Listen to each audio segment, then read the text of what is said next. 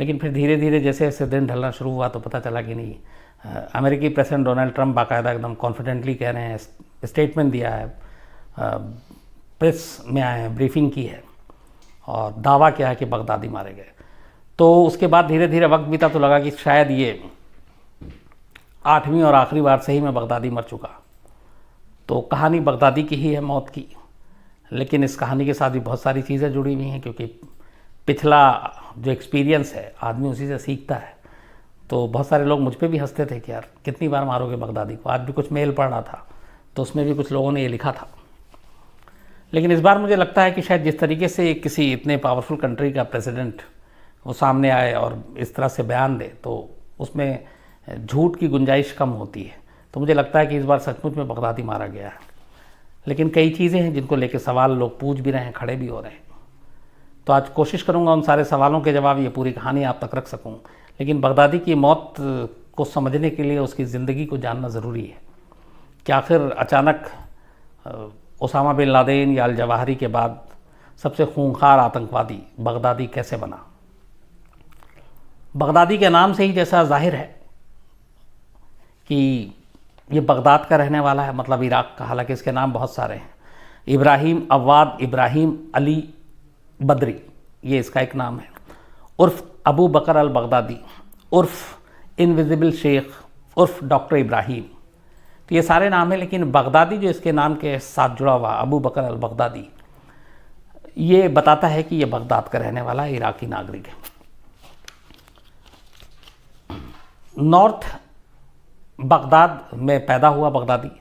उसके बाद जब बड़ा हुआ तो धीरे धीरे फिर इसका जो रुझान था वो ओसामा बिन लादेन की तरफ था। ओसामा बिन लादेन का ये भक्त था और यही वजह है कि धीरे धीरे फिर इसने ओसामा बिन लादेन को अपना गुरु मानते हुए अलकायदा इराक़ का ये चीफ बन गया। 2006 में ऑलरेडी अलकायदा इराक़ का चीफ था। उसके बाद ये अलकायदा के लिए काम करता रहा। इस बीच में अमेरिका जो है सद्दाम हुसैन के तख्ता पलट में शामिल हुई, सद्दाम हुसैन को हटाया गया। सद्दाम हुसैन के जाने के बाद इराक़ में अजीब तरह की एक हालत हो गई। वहाँ बेरोज़गारी, फूट, अलग अलग गुट बहुत सारे आपस में लड़ने लगे, सत्ता पे कौन बैठेगा। शिया और सुन्नी की भी वहाँ पे बातें होने लगी। तो इन सारी चीज़ों में ये हुआ कि फिर जो सद्दाम हुसैन के अपने आर्मी के लोग थे वो भी बहुत सारे बागी हो गए, कुछ इधर गया कुछ उधर गया। उन्हीं सब चीज़ों का फ़ायदा उठाया बगदादी ने। जब ये उथल पुथल चल रहा था तब उसने बगदाद में जो सद्दाम की बात पार्टी से जुड़े हुए लोग थे और ख़ासतौर पे सेना में, उनको धीरे धीरे अपनी तरफ मिलाना शुरू किया। लेकिन खुल के ये काम नहीं कर पा रहा था, क्योंकि एक तो अलकायदा का चीफ था, दूसरी तरफ ये अमेरिका अलकायदा के ख़िलाफ़ हाथ धो के पड़ी हुई थी। लेकिन गोल्डन चांस मिला बगदादी को 2011 में, 2011 में। हालांकि 2006 से ही इन जो सद्दाम के सिपाही थे, जो आर्मी के लोग, उनको अपने साथ मिलाता रहा, लेकिन इसे बहुत बड़ी कामयाबी नहीं मिली। ये चाहता था कि इराक़ की सत्ता पे काबिज़ हो और वहाँ पे इस्लामिक रूल हो पूरी तरीके से, और ये अपने आप को खलीफा बनाए, खिलाफत राज हो। लेकिन वो कामयाब नहीं हो पा रहा था, क्योंकि इसके पास ना ताकत थी, ना संसाधन था, ना पैसे थे। और फिर अमेरिका की जो फ़ौज थी वो इराक़ में ही थी। 2011 में धीरे धीरे खेप में अमेरिकी सेना जो है वो इराक़ से निकल गई और इराक़ में फिर चुनाव हुआ। इराक़ में दूसरी पार्टी आई, पहली बार वहाँ शियाओं की सरकार बनी। सद्दाम हुसैन सुन्नी था। तो उसके बाद जब 2011 में सरकार आई और बल्कि उससे पहले अमेरिका की जब फ़ौज चली गई 2011 में, तब बगदादी को खुलकर खेलने का मौका मिला। क्योंकि अमेरिका से डर था, लेकिन अमेरिकी सैनिक जा चुके थे। फिर इसने अपनी वो पूरी एक आर्मी बनानी शुरू की और तब पहली बार फिर इसने अलकायदा से हटकर नाम रखा ISI, Islamic state of Iraq. लेकिन कई साल तक जूझता रहा, इसको बहुत बड़ी कोई कामयाबी नहीं मिली, इराक़ पे कब्ज़ा भी नहीं कर पाया। तो ये मायूस हो गया और मायूस होने के बाद इसने कहा कि चलो सीरिया चलते हैं। उस वक्त सीरिया में गृह युद्ध चल रहा था। सीरिया के जो प्रेसिडेंट राष्ट्रपति बशर अल असद, उनके ख़िलाफ़ वहाँ पे गृह युद्ध कुछ लोगों ने मोर्चा खोल रखा था, जिसमें फ्री सीरियन आर्मी थी, अलकायदा का भी एक विंग वहाँ काम कर रहा था। लेकिन वहाँ इशू ये था कि एक जो विरोधी थे, जो विद्रोह कर रहे थे, वो सब चाहते थे कि बशर अल असद जो सीरिया के प्रेसिडेंट, उनका तख्ता पलट किया जाए और नई सरकार बने। यहाँ पे दुनिया दो हिस्सों में बढ़ गई। अमेरिका जो है वो भी बशर अल असद के ख़िलाफ़ वो चाहती थी कि फ्री सीरियन आर्मी की सरकार बने, लेकिन रशिया और बाकी कुछ मुल्क वो बशर अल असद के दोस्त वो चाहते थे कि नहीं बशर अल असद रहे। और इन सब में कैसे फ़ायदा होता है उन लोगों का जो आगे चल के नासूर बनते हैं, ये उसकी मिसाल है। बगदादी इराक से मायूस होकर सीरिया पहुंचा और सीरिया में इसने गृह युद्ध में शामिल हो गया। ये फ्री सीरियन आर्मी के साथ मिलकर लड़ाई लड़ने लगा। इस दौरान में एक ऐसा मौका आया कि फ्री सीरियन आर्मी के जो जनरल थे उन्होंने बाकायदा एक अपील की पूरी दुनिया से कि हम लोग एक लड़ाई लड़ रहे हैं, आज़ादी की लड़ाई लड़ रहे हैं, और जो प्रेसिडेंट है बशर अल असद उसका तख्ता पलट होना चाहिए। और उस वक्त आपने देखा होगा कि मिडिल ईस्ट में बहुत सारे ऐसे तानाशाहों के तख्ता पलटे गए थे, तो लगा ये हवा वहाँ तक पहुँचेगी और बशर अल असद की सरकार भी जाएगी। तो बहुत सारे मुल्क जिसमें अमेरिका भी शामिल था फ्री सीरियन आर्मी की मदद करने के लिए आगे आया। और उसी दौरान में जब ये पहली बार कहा कि जो फ्री सीरियन आर्मी का जनरल था उसने कहा कि हमारे पास हथियार नहीं है लड़ने के लिए, पैसे नहीं है, तो अगर हमें ये चीज़ें ना मिली तो शायद हम एक हफ्ते में ये जंग हार जाएंगे। तो बहुत सारे जो मुल्क थे वो नहीं चाहते थे कि हारे।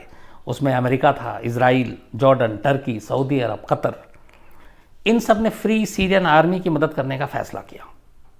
और इन्होंने उसके बाद, इस अपील के बाद अचानक बेशुमार हथियार, इनके लोगों को ट्रेनिंग देना, पैसे, लेटेस्ट वेपन, टैंक, टैंकर, तोप सब देने शुरू कर दिए फ्री सीरियन आर्मी को। अब ये हथियार तो आए फ्री सीरियन आर्मी के पास, और फ्री सीरियन आर्मी से जुड़ा हुआ था बगदादी, और यहीं से बगदादी का नसीब पलट गया। इन हथियारों, इन पैसों का इस्तेमाल उसने फिर अपने मकसद को पूरा करने के लिए शुरू कर दिया। तो गलती से जाने अनजाने अमेरिका ने भी पूरी मदद कर दी बगदादी को पैदा करने में, क्योंकि जो हथियार America, Israel, Jordan, Turkey, Saudi Arab, Qatar के ज़रिए फ्री सीरियन आर्मी तक पहुंचा, एक्चुअली वो हथियार बगदादी तक पहुंचा। बगदादी के लोगों ने बाकायदा इन मुल्कों की आर्मी के साथ ट्रेनिंग ली, पैसे आ गए, हथियार आ गए। अब बगदादी के पास देखते ही देखते करीब 15,000 की एक पूरी सेना तैयार हो गई, जो कायदे से फ्री सीरियन आर्मी का हिस्सा थी और कायदे से बशर अल असद के ख़िलाफ़ लड़ाई लड़नी थी। लेकिन बगदादी के दिमाग में कुछ और चल रहा था। उसका असल में मकसद था पहले इराक पे अपनी हुकूमत कायम करना, फिर सीरिया पे, इसके बाद धीरे धीरे टर्की और बाकी जगहों पे, और इन मुल्कों को मिलाकर वो एक इस्लामिक मुल्क बनाना चाहता था, देश, और अपने आप को ये खलीफा बनाना चाहता था। तो खिलाफत राज हो, खलीफा मतलब ये सारे देश का इकलौता एक ही प्रधान। तो जब ये सारी पैसे, हथियार सब इसको मिल गए, तब इसने 2014 में 2014 में पहली बार अपना रंग दिखाया।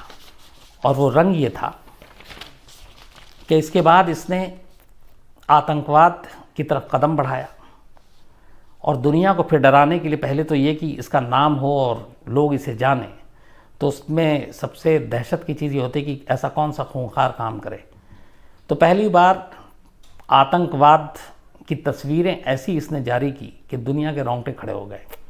वो नारंगी रंग के कपड़े में किसी जर्नलिस्ट का सर काटना, बाकी जो इसके विरोध में हैं उनको गोली मारना, जिंदा जलाना, पिंजरे में कैद करके आग लगा देना, बारूद से भरे हुए कार में बिठाकर रिमोट से कार को उड़ा देना। तो ये सारी तस्वीरें आनी शुरू हुई। तब लोगों को लगा कि वाकई बगदादी कौन है। और इसके बाद अमेरिका को भी समझ में आया कि जाने अनजाने जो भी उसने हथियार और बाकी चीज़ें फ्री सीरियन आर्मी के लिए भेजी थी, वो बगदादी के हाथ में लग गया। इसके बाद 2014 से लेकर 2017 तक हम सब जानते हैं बगदादी का कहर। दुनिया भर के कई देशों में उसने आतंकवादी वारदातों को अंजाम दिया। एक दौर में इराक में लगभग उसका पूरा कब्ज़ा हो गया था, लेकिन फिर खैर पीछे हटाया नाटो फौजों ने। सीरिया में एक बड़े इलाके पे उसने कब्ज़ा कर लिया, धीरे धीरे फिर खैर उसको हटाया। मोसूल तक उसकी आखिरी बड़ी कामयाबी थी, लेकिन मोसूल ही उसकी ताबूत में आखिरी कील भी साबित हुई, क्योंकि मोसूल के बाद लगा कि अब बगदादी धीरे धीरे बढ़ रहा है, तो बाकी देश को भी लगा कि इसको रोकना चाहिए। इसके बाद फिर बगदादी के ख़िलाफ़ ऑपरेशन चला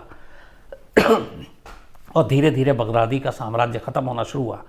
2017 अक्टूबर के बाद एक तरह से बगदादी लगभग कमज़ोर पड़ गया था। लेकिन इस दौरान में बगदादी के मरने की अलग अलग, पहली आई खबर मई 2017 में कि रशिया के एक केमिकल अटैक में बगदादी मारा गया, ज़ख्मी था। फिर दूसरी बार आई, फिर तीसरी बार, ऐसी करके 6-7 मौतों की तो खबर आई उसकी। लेकिन फिर कभी वो ऑडियो जारी कर देता, कभी कुछ और बता देता। हालांकि बगदादी की जो तस्वीर है दुनिया ने सिर्फ 2 बार देखी। एक 2014 में जब उसने पहली बार एक मस्जिद में बैठकर अपने आप को खलीफा घोषित किया था और बाकायदा उसका वीडियो था, और दूसरी बार एक और जगह एक कमरे में हथियार के साथ वो बैठा हुआ बात कर रहा है। तो ऐसी 2 तस्वीरें ही उसकी दुनिया के सामने आई, इसके बाद कोई तस्वीर नहीं आई। वो अपनी सुरक्षा और सिक्योरिटी को लेके वो सारे वही काम और तरीके अपनाता था जो ओसामा बिन लादेन अपनाता था, और इसीलिए ओसामा बिन लादेन 9/11 के बाद भी 10 साल तक अमेरिका के नज़रों से बचा रहा। तो चूँकि चेला था तो वो सारे गुण अपनाता था, इलेक्ट्रॉनिक और ये सारी चीज़ें का इस्तेमाल कम करता था, फ़ौरन अपने जगह बदलता था। लेकिन धीरे धीरे उसके लोग भी मरते गए और कुछ भाग गए, तो ये कमज़ोर पड़ना शुरू हुआ, दायरा सिमटता गया। जो जीते हुए हिस्से थे इराक़ के या सीरिया के वो हाथ से निकलते गए। तो आखिर में बगदादी बहुत कमज़ोर होता गया। फिर उसको कुछ बीमारियों ने भी घेर लिया, उसको ब्लड प्रेशर था, डायबिटीज़ थी, ऐसे में इलाज की ज़रूरत होती है। अब वो दुश्मनों के बीच में चारों तरफ से अमेरिकी और नाटो फ़ौज, उधर सीरियन जो प्रेसिडेंट है बशर अल-असद की फ़ौज, ये सब भी उसको पीछे है, ढूंढ रही है। $10 मिलियन सर पे इनाम है। तो इन चीज़ों ने भी उसको थोड़ा सा उसकी मूवमेंट को भी कम कर दिया। लेकिन अमेरिकी खुफिया एजेंसी CIA लगातार उसके पीछे पड़ी हुई थी, क्योंकि उनका टारगेट यही था ओसामा बिन लादेन और अल-जवाहिरी के बाद की बगदादी का खात्मा। तो लगातार लगे हुए थे, कई बार इनपुट मिले, कई बार जगह, लेकिन वो बच गया, क्योंकि बगदादी एक जगह ज़्यादा टिकता नहीं था और उसे ये भी पता था कि सैटेलाइट के थ्रू पकड़ा जाएगा या मूवमेंट होगा, मुखबरी हो जाएगी। तो बहुत कम लोगों पे भरोसा करता था। और ये कहते हैं कि ओसामा बिन लादेन की भी खासियत थी, बहुत कम, मतलब सिर्फ 2 से 3 लोग ऐसे होते हैं जो आपके राजदार हैं, आपके बारे में पता अगला कदम क्या होगा। बगदादी यही करता था, इसलिए उसकी जानकारी बाहर आती नहीं थी। मूवमेंट के लिए ये ऐसी ऐसी गाड़ियों का इस्तेमाल करता था जिस पे कभी किसी को शक ना हो। जैसे कोई सब्ज़ी की गाड़ियाँ जा रही है, उस सब्ज़ी की बोरी के नीचे तक वो बैठ के और लेट कर गया है। तो ऐसे ऐसे तरीके जिससे किसी को शक ना हो कि बगदादी ऐसे भी मूव कर सकता है, तो वो उन रास्तों को, उन तरीक़ों को इस्तेमाल करता था। और यही वजह है कि तमाम कोशिश के बावजूद वो बचा रहा। लेकिन बगदादी की इस आखिरी अंजाम की असल में जो शुरुआत हुई थी, ये अभी अक्टूबर में नहीं हुई थी, बल्कि ये फरवरी 2018 में ही हो गई थी। जैसा मैंने कहा कि बगदादी के 2-3 ही बहुत ख़ास क्लोज़ जो राजदार थे, जिन्हें बगदादी के बारे में सब कुछ पता होता था, उसका दिमाग कब क्या सोचता है, क्योंकि आप जब साथ होते हैं तो बहुत सारी कमज़ोरी और ताकत दोनों का आप अंदाज़ा लगा लेते हैं। तो एक बगदादी का बहुत ही ख़ास राइट हैंड कमांडर हुआ करता था, जिसका नाम था इस्माइल अल-इथावी। इस्माइल अल-इथावी कई बार बगदादी जब इंजर्ड हुआ, बीमार हुआ, तब भी उसको लेके इधर से उधर गया। किस तरीके से बगदादी ट्रैवल करता है उसे ये भी पता था। बगदादी कैसी जगहों पे छुपने को प्राथमिकता देता है उसे ये भी पता था। इत्तेफाक से ये जो कमांडर इस्माइल अल-इथावी था, ये फरवरी 2018 में टर्की की जो सेना है उसके हत्थे लग गया और टर्की ने इसको पकड़ लिया। टर्की में लेकिन चूँकि उसके ख़िलाफ़ कुछ मामला था नहीं और इराक़ को तलाश थी इस्माइल की, अमेरिकी भी इसको ढूंढ रहे थे, तो उसने इराक़ के हवाले कर दिया इस्माइल को। जैसे ही इराक़ के हवाले किया और अमेरिका को पता चला, तो इराक़ में आमतौर पर ऐसी जो बड़ी चीज़ें होती हैं, इराक़ अपना खुद फैसला नहीं लेता। वहाँ की सरकार बहुत कमज़ोर है, इस वक्त भी आपस में ही लड़ते रहते हैं। तो वो सीधे सीधी मुँह उठाकर देखते हैं अमेरिका की तरफ। तो उन्होंने अमेरिका को बताया कि एक बगदादी का बहुत ख़ास बंदा है जो सबसे अहम जानकारी दे सकता है। तो जब अमेरिका को पता चला तो अमेरिकी खुफिया एजेंसी CIA के लोग फिर अब कमांडर इस्माइल तक पहुँचे। उससे हफ्तों महीनों पूछताछ हुई, एक एक छोटी छोटी डिटेल जो है वो बगदादी के बारे में उन्होंने पता करना शुरू किया। और उसी इथावी से इन्हें कुछ ऐसी जानकारी मिली जो इनको बगदादी तक पहुँचने में सबसे कारगर साबित हुई। ये इथावी था जिसने एक इशारा दिया था कि बगदादी के जो मूवमेंट हैं वो बहुत ही कम हो गए हैं और ये एक सीरिया में, अब इराक़ से तो निकल चुका था मौसूल के बाद, तो सीरिया में पहले रक्का में था, फिर और भी कई जगह था, लेकिन इसने टर्की बॉर्डर से मुश्किल से कुछ किलोमीटर की दूरी पर एक इदलिब में जगह है बारिशा। तो उसने कहा कि वो बारिशा इसलिए महफूज जगह है कि वो एक पहाड़ी इलाका है, दूर दूर तक सन्नाटा रहता है, बीच में कुछ बस्ती है और वहाँ पे प्राकृतिक तौर पे बने हुए बहुत सारे गुफा हैं। तो उस गुफा में अगर आदमी निकल जाए तो फिर पकड़ना मुश्किल है। तो बिल्कुल उसके लिए परफेक्ट था ये जगह। तो उसने बताया कि जब उससे बात हुआ करती थी तो बकर बगदादी जो है वो उसको कुछ लोकेशन बताता था कि कौन कौन सी जगह सेफ़ है, कि कभी तुम हो या मैं हूँ कहाँ पहुँच सकते हैं। तब उन जगहों में एक जगह इस बारिशा का नाम भी उसने लिया था। इस बारिशा की जब जानकारी मिली तो फिर उसी वक्त से CIA की टीम पूरी लग गई और उनकी अपनी पूरी जो कुर्दिश के जो जासूस थे, कुर्दिश की जो सेना थी, उनसे इन्होंने मदद लेनी शुरू की इस पूरे लोकेशन के बारे में। और इस लोकेशन के बारे में जब मदद लेनी शुरू की तो फिर उनके जासूसों के ज़रिए जो उनको जानकारी मिली तो उन्हें लगा कि बगदादी का मूवमेंट जो है वो इस बारिशा इलाके के आसपास है। फिर इसके बाद इसमें CIA से ज़्यादा जो बड़ा रोल प्ले किया था वो एक्चुअली कुर्दिश के जासूसों ने किया। कुर्दिश जो सीरिया की एक वो भी लड़ाई लड़ी थी बशर अल असद के ख़िलाफ़, तो अमेरिका उनकी मदद कर रहा था, तो कुर्दिश अमेरिका की मदद कर रहे थे। बगदादी कुर्दिश के ज़्यादा करीब जा सकता था, और करीब था इसलिए कि बगदादी ने भी शुरू में फ्री सीरियन आर्मी के लिए जो लड़ाई लड़ी तो वो बशर अल असद के ख़िलाफ़ ही लड़ाई थी जो प्रेजेंट है। कुर्दिश भी साथ में थे, तो कुछ कुर्दिश भी जो है वो बगदादी के जानने वाले थे। तो ऐसे ही एक उनका जासूस जो है वो किसी तरीके से इस बारिशा इलाके में पहुंचता है। अब ये पता करना था कि वहाँ वो वाकई बगदादी है कि नहीं है। तो कहते हैं कि फिर वहाँ पे वो गया और बगदादी की कुछ चीज़ें उसने किस्तों में चुरा चुरा कर बाहर लाया। उनमें से एक बगदादी का अंडरवेयर भी था, और उन सारी चीज़ों को फिर अमेरिकी जो CIA की टीम थी उसके हवाले किया। लास्ट में फिर वो सारी चीज़ों के ज़रिए ये पुख्ता हो गया कि ये बगदादी है। फिर उसकी हाइट, वेट, सारी चीज़ें जो इनके पास डेटा सारा जमा था, तो ये भी सारी चीज़ें हो गई, पूरी हो गई। फिर इन्हें अचानक खबर मिली अभी 4 से 5 दिन पहले, बल्कि 4 दिन पहले, कि बगदादी शायद इस जगह से भी अब निकल कर जाने वाला है और वो अपनी फैमिली के साथ यहाँ से कहीं और मूव कर जाएगा। तो अब इनके पास टाइम कम था, बस एक चीज़ पुख्ता होना था कि उसमें बगदादी है कि नहीं। दूसरी चीज़ ये थी कि जिस जगह ये जो सुरंग जैसी जगह पे जहाँ ये रह रहा था उसके आसपास आम लोगों की भी बस्ती थी। बगदादी का शुरू से ये स्टाइल रहा कि वो जहाँ रहता था वहाँ पे थोड़ी बस्ती हो आम लोगों, क्योंकि उसे मालूम था कि अगर कोई एयर स्ट्राइक करता है या हमला करता है तो कम से कम इस बात का ध्यान रखेगा कि आम लोग ना मारे जाएँ। तो आम लोग ना मारे जाएँ तो इसलिए वो वहाँ पर बम नहीं गिराएगा। तो बगदादी उसको अपना ढाल बना कर रखता था। तो ये भी था कि आम लोग भी मारे जाएंगे, लेकिन पुख्ता जानकारी थी। और दूसरी ये थी CIA के पास कि अगर अब मौका गंवाया तो फिर यहाँ से निकल जाएगा, उसका दूसरा लोकेशन पता नहीं कहाँ होगा, क्योंकि साल हो गया उसको ढूंढते हुए। फिर ये फैसला होता है, व्हाइट हाउस से हरी झंडी मिलती है कि नहीं, इस बार मौका नहीं गंवाना है, और लोकेशन आइडेंटिफाई हो चुका था। इसी के बाद करीब 8 हेलीकॉप्टर में 70 जो इनके सील कमांडो, स्पेशल जो अमेरिकी आर्मी के जो ये एक विंग है पूरा, जो ऐसे ऑपरेशन में महारत हासिल है जिसको, ये लोग वहाँ पहुँचते हैं। उसके बाद वहाँ के जो सीरियन टाइम था लोकल, करीब रात के 10:30 बजे थे, और वहाँ पे पहले वो बमबारी करते हैं और उसके बाद आम लोगों को वहाँ से निकलने का मौका देते हैं। चूँकि सीरिया में आमतौर पे इस तरह की बमबारी ऑपरेशन पिछले कुछ सालों से, बल्कि 2014 से 5 सालों से आम बात है। गृह युद्ध में झेल रहा है तो ये सारी चीज़ें होती रहती हैं, लेकिन उस दिन पहली बार लोगों को लगा कि ये कोई आम ऑपरेशन नहीं है बल्कि कुछ बड़ा है, तो लोग वहाँ से भागे। इसके बाद बमबारी के बाद कमांडोज नीचे उतरते हैं।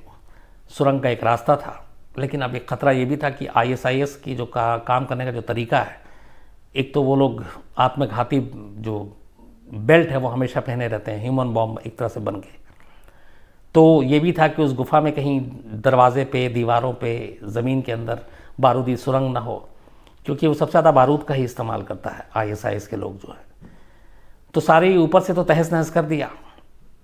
अब नीचे उतर के जाना सबसे ज़्यादा जोखिम भरा काम था, क्योंकि वो अगर मर रहे हैं या मरने वाले हैं और उन्हें पता है कि अब ज़िंदा नहीं बचेंगे, तो फिर उनका ये भी कि जितना नुकसान करके मरो वो बेहतर होगा। तो ये भी सोच थी। तो इन सारी चीज़ों के बारे में पूरा स्टडी कर रखा था। तो दरवाजे की बजाय फिर ये लोग तय करते हैं कि पीछे का जो दीवार है उसके हिस्से से जाया जाए, और इसलिए दीवार को बॉम्ब से उड़ाते हैं। तब तक बगदादी को पता था। उसके बाद वो सुरंग के रास्ते भागता है। दूसरा एक मुहाना था, लेकिन बमबारी में वो सुरंग का रास्ता वो वाला बंद हो जाता है। तो बगदादी के पास भागने का कोई रास्ता नहीं था। सुरंग के अंदर कमांडोज को उतारना जोखिम भरा था। इसी के बाद इनके साथ उसमें जो ऑपरेशन में गए थे हेलीकॉप्टर में सारे, तो इनका एक K9 डॉग स्क्वाड है, अमेरिकन आर्मी का ही हिस्सा है, जो कहते हैं कि बहुत ही मतलब दुनिया में सबसे ज़्यादा इस तरह के जंग के माहौल में कारगर कुत्ते होते हैं ये। जब डोनाल्ड ट्रंप कहीं किसी देश या किसी और जगह पे जाते हैं तो उनकी सिक्योरिटी के लिए भी K9 डॉग्स का इस्तेमाल किया जाता है, बारूद सूंघने में, हथियार सूंघने में, बाकी चीज़ों के लिए। तो इनकी ट्रेनिंग भी ऐसी होती है कि इनको बाकायदा ऐसे डमी जंग के माहौल में ले जाया जाता है। इनको बारूद, गोलियों की आवाज़, धमाकों की आवाज़ इन कुत्तों को सुनाई जाती है ताकि ये फेमिलियर हों, डरे नहीं। तो अब ये था कि उस सुरंग में किसको भेजें। कमांडोज के जाने का खतरा था, कोई बारूदी सुरंग भी हो सकता है, अंदर बॉम्ब भी हो सकता है, या कोई ज़िंदा बचा अगर बगदादी है तो वो खुद को उड़ा के उनको भी मार सकता है। तो उसी के बाद फैसला होता कि K9 डॉग्स को भेजा जाए, इंसानों की बजाय चलो कुत्तों को भेजते हैं। तो कुत्ते अंदर पहुंचते हैं, तब तक बगदादी ज़िंदा था और ये कुत्ते बड़े खूंखार होते हैं। कुत्तों ने फिर दौड़ना शुरू किया, बगदादी कुत्ते की उल्टी की तरफ दौड़ना शुरू किया, जिधर से कुत्ते आ रहे थे उसके दूसरी तरफ। लेकिन आगे सुरंग का मुहाना बंद था, रास्ता कोई बचा नहीं था, कुत्ते नज़दीक आ रहे थे। वापस अब दो ही रास्ता था बगदादी के पास, या तो कुत्तों की तरफ वापस मुड़ कर आए या खुद को उड़ा ले। क्योंकि बगदादी की एक चीज़ और भी थी कि वो हमेशा जो है आत्मघाती बेल्ट पहने होता था अपने बदन पर। मतलब ये उसके साले का एक इंटरव्यू भी आया, तो उसका शुरू से था कि किसी फोर्सेस के हाथ में मुझे नहीं पकड़ना है ज़िंदा, अगर ऐसी कोई नौबत आए तो अपने आप को उड़ा लेना है।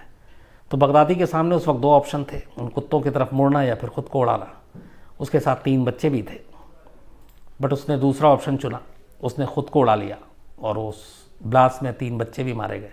हालांकि वो बच्चे उसके थे या किसी और के, ये अभी पता नहीं। उनमें से एक कुत्ता भी ज़ख्मी हुआ, जिसकी तस्वीर डोनाल्ड ट्रंप ने ट्वीट भी किया है। हालांकि उसका नाम नहीं बताया, एक पता नहीं क्या है कि नाम गुप्त रखा जाएगा, लेकिन तस्वीर जाहिर कर दी। शायद ये हो सकता है इंसान और कुत्तों में यही फ़र्क है कि इंसान का चेहरा पहचाना जाता है, कुत्ते वो जो इनके K9 ग्रुप्स में शायद उन सब की शक्ल एक जैसी है। तो इसके बाद खैर जो वहाँ पे टीम थी, सब कुछ जब क्लियर हो जाता है तो अपने साथ एक जो शॉर्ट तरीका होता है DNA का, उस मशीन के ज़रिए वो वहीं पे स्पॉट पे DNA टेस्ट करते हैं, तो मैच कर जाता है। फिर वो वहाँ से जो जाहिर सी बात है धमाके में सब कुछ उड़ चुका था, तो जो चीथड़े होते हैं लाश के, उसके टुकड़े समेटे और ले गए। फिर उन्होंने दोबारा उसका DNA किया, फिर 100% मैच किया। और उस DNA को मैच कराने में उस बगदादी का जो अंडरवेयर, जो कुर्दिश जासूस लेकर जिसने CIA को सौंपा था, वो बहुत बड़ा अहम रोल प्ले किया। और उस DNA के फिर दोबारा मैच करने के बाद ही कहते हैं कि फिर डोनाल्ड ट्रंप को ये वाइट हाउस में बताया गया कि ऑपरेशन सक्सेसफुल है, और इसी के बाद फिर पूरी दुनिया को बताया गया कि बगदादी जो है अब इस दुनिया में नहीं है। तो ये बगदादी के ज़िंदगी से लेकर मौत तक की कहानी थी। हालांकि अब यहाँ पे एक दूसरा सवाल ये भी आता है कि बगदादी के बाद अभी 2 तरह की खबर आ रही। एक, जिसको बगदादी पहले बनाना चाहता था अपना उत्तराधिकारी, वो भी इस ऑपरेशन में मारा गया है। एक दूसरा नाम आ रहा है अब्दुल्ला करदाश कि उसको अब उत्तराधिकारी बनाया गया है। अभी कितना सच है अभी पता नहीं, लेकिन ये 2 तरह की चीज़ें हैं। अब ये ऑपरेशन तो ख़त्म हुआ, बगदादी मारा गया, लेकिन ISIS को पूरी तरह से ख़त्म कर दिया गया है। ये अभी भी उसके स्लीपर सेल या जो बाकी लोग हैं उसके समर्थक हैं वो कुछ हैं। हालांकि ये भी है कि इराक और सीरिया से लगभग ISIS का पूरा सफाया हो चुका, ख़ात्मा हो चुका है। लेकिन कुछ लोगों के जहन में ये सोच या ISIS की जो सोच है वो सोच अब भी है कि नहीं है, और वो सोच आगे कितना आकार लेता है, तो उसको देखते हुए शायद यही वजह है कि अभी एक अमेरिका जो डिफेंस मिनिस्ट्री है उसने ये कहा है कि उनका भी काम ख़त्म नहीं हुआ। वो ISI को जब तक पूरी तरह से जड़ से ख़त्म न कर दें, इसको बर्बाद न कर दें, तब तक उनका ऑपरेशन कम से कम इन इलाकों में जारी रहेगा। तो ये थी पूरी कहानी अबू बकर अल बगदादी की ज़िंदगी से लेकर मौत तक की। और आखिरी चीज़ आपको ये भी बताऊँ कि ये जब मौत हुई है और जो डेट ऑफ बर्थ है उसके हिसाब से बगदादी की उम्र सिर्फ 48 साल थी, 48 ईयर्स। और इस ऑपरेशन में उस सुरंग के अंदर उसकी 2 बीवियाँ भी थी, जो उनके भी कमर पे बेल्ट बंधा हुआ था बारूद से भरा हुआ, लेकिन कहते हैं कि वो दोनों उड़ा नहीं पाई, उससे पहले ही क्रॉस फायरिंग में उन दोनों की मौत हुई। तो 2 बीवियाँ मरे, 3 बच्चे साथ में थे, वो भी शायद यही कहा जा रहा है कि बगदादी के थे। खुद बगदादी की मौत हुई। कुछ और भी बगदादी के जो साथ में लोग थे उनमें से कुछ मारे गए, कुछ एक जिनको लगा कि अब बचना मुश्किल है उन्होंने सरेंडर किया है, तो उनके ज़रिए भी अब वहाँ से जो अमेरिकी फ़ौज है वो कुछ सुराग जुटाने की कोशिश कर रही है। उस सुरंग से कुछ जानकारियाँ भी मिली, कुछ कागजात मिले हैं, इनके फ्यूचर प्लानिंग की क्या क्या चीज़ें थी उन पर स्टडी की जा रही है। आने वाले वक्त में उसके बारे में भी जानकारी मिलेगा। तो कुल मिला के यही कहानी थी बगदादी की ज़िंदगी और बगदादी की मौत की। आसिम बैठा हुआ है, आप कुछ जो भी इससे जुड़े हुए सवाल है आसिम बताओ। सुमन सिंह है, हाँ बोल रहे हैं सर, आज उन्होंने सुना शुरू हो गए जी बताएं, जी बताएं। सर सुमन सिंह बोल रहे हैं, आज उन्होंने ऐसा सुना है कि जो बगदादी का उत्तराधिकारी था वो मारा गया है। इसमें दो चीज़ें हैं। जैसा मैंने आपको बताया कि बगदादी के उत्तराधिकारी की दो चीज़ें थी। एक अभी जो आया है कुर्दाश, अब ये क्या उस उत्तराधिकारी के मारे जाने के बाद बनाया, क्योंकि इसकी खबर अभी शाम को आई है, 29 अक्टूबर की है। एक इससे पहले का था। तो इन दोनों में से कौन मारा गया और कौन नहीं, इसके बारे में अभी जानकारी मतलब पुख्ता तौर पे आप नहीं कह सकते, क्योंकि कन्फ्यूज़न है थोड़ा सा इसको लेकर। सर एक दौजिया जी हैं, वो बोल रहे हैं कि क्या जो अमेरिका ने करा है बगदादी के साथ, हम पाकिस्तान में घुस के नहीं कर सकते। ये कई बार सवाल होता है, ओसामा बिन लादेन के साथ भी यही हुआ था, अब ये भी यही हुआ था। देखिए ऐसा नहीं है, मैंने पहले भी कहा है कि कोशिश होती है, ऐसा नहीं हमने कोशिश नहीं की। कई बार खुफिया तौर पर ऐसे ऑपरेशन को अंजाम देने की कोशिश की है, अभी तक कामयाबी नहीं मिली, लेकिन हिम्मत हारने की ज़रूरत नहीं, कभी ना कभी देखिए कामयाब ज़रूर होंगे। सर बगदादी का डीएनए किस तरीके से मैच हुआ और किसके सैंपल से मैच हुआ, अभय जी पूछ रहे हैं। देखिए बगदादी की एक तो बॉडी मिली, बगदादी के अंडरवेयर जो पुराने मैंने आपको बताया था कर्दिश जासूस लेकर गए थे, उसके ज़रिए भी कपड़ों से, बाल से, बाकी चीज़ों से आप आराम से, जो इसकी पूरी जो एक तरीका होता है उसके ज़रिए आप मैच कर सकते हैं।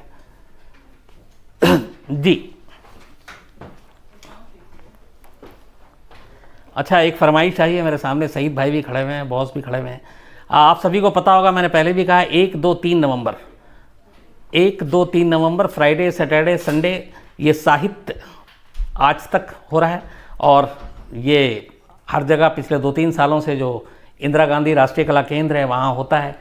तमाम साहित्य जगत के जो दिग्गज होते हैं, चाहे वो शायर हों, चाहे वो कव्वाल हों, चाहे वो गज़ल गायक हों, चाहे लेखक हों, चाहे कवि हों, ये तमाम लोग होंगे वहाँ पे। मैं ख़ुद भी होऊंगा।